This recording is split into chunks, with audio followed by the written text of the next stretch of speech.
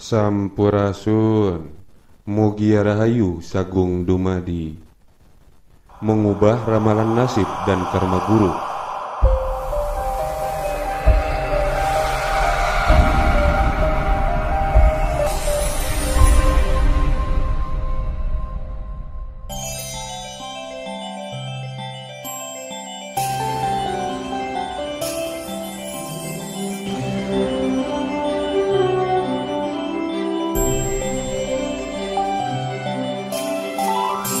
Ada pandangan yang menyebutkan bahwa ramalan tidak boleh, padahal kelahiran para pemimpin agama di dunia telah diramalkan sebelumnya. Misalnya, kelahiran Pangeran Siddhartha untuk menjadi seorang Buddha Gautama telah diramalkan sebelumnya. Ramalan bersumber dari riset longitudinal, yaitu catatan jangka panjang antar generasi. Setiap fenomena sebab akibat dicatat dengan seksama dan tentu ada koreksi-koreksi dalam perjalanannya.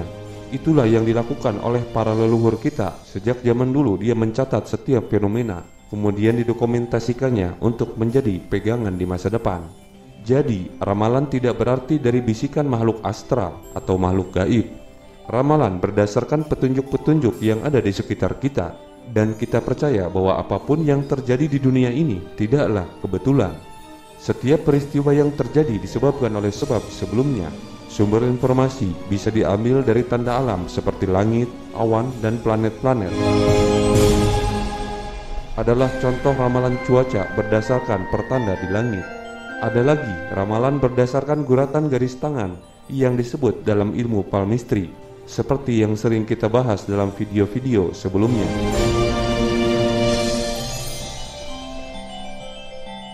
Sumber ramalan juga bisa berdasarkan pada tanda-tanda dalam tubuh yang disebut dalam ilmu fisiognomik, dan sumber ramalan berdasarkan arti atau takwil mimpi, serta berdasarkan tata letak bangunan yang disebut feng shui, serta sumber-sumber lainnya.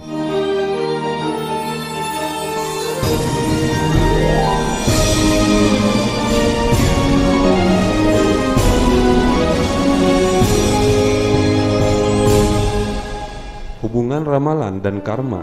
Sekarang kita lihat bagaimana hubungannya antara ramalan dan karma. Misalnya ramalan tentang garis tangan.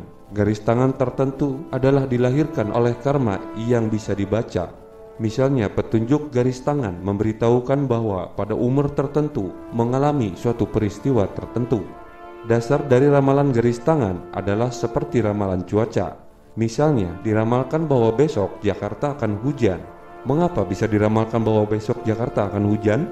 Pertimbangannya adalah tanda-tanda di langit, kondisi cuaca, dan kelembaban hari ini atau beberapa hari sebelumnya. Tetapi besok ternyata Jakarta tidak hujan karena ada hembusan angin yang kuat dari arah Australia ke Indonesia, khususnya menyapu awan yang ada di Jakarta. Maka awan menghilang dan hujan tidak terjadi.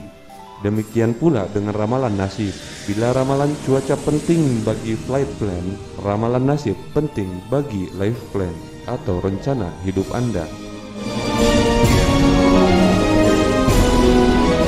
Dalam ramalan nasib melalui garis tangan, misalnya kita diramalkan bakal sakit-sakitan dan hidup susah. Itu ibarat ramalan cuaca tadi. Namun kemudian kita mendatangkan angin, maka situasi dalam ramalan tadi akan batal. Mendatangkan angin itulah sebagai perbuatan baik kita atau dharma atau amal. Perbuatan baik kita dengan badan atau tubuh, ucapan, pikiran, dan bersihkan perilaku terkait dengan dasa indria atau dasa indera. Kita perbanyak perbuatan baik kita ibarat hembusan angin kuat yang akan menyingkirkan awan hitam dalam nasib. Akhirnya, peristiwa buruk yang diramalkan melalui garis tangan akan terlewatkan alias tidak akan pernah terjadi. Bisa saja sebuah ramalan jelek akan berkurang jeleknya atau bahkan berubah tidak jelek sama sekali atau menjadi baik secara total. Sebaliknya, bila kita sudah diramal menjadi baik, tetap haruslah mengembangkan dharma atau amal kebaikan. Sebabnya apa yang diramalkan baik akan tambah baik, dan terus tambah baik. Itu sebenarnya dasar hubungan ramalan dan karma. Ramalan dan petunjuk yang telah diberikan Tuhan selama ribuan tahun dan eksis dalam berbagai budaya dan bangsa adalah menjadi pengetahuan milik manusia.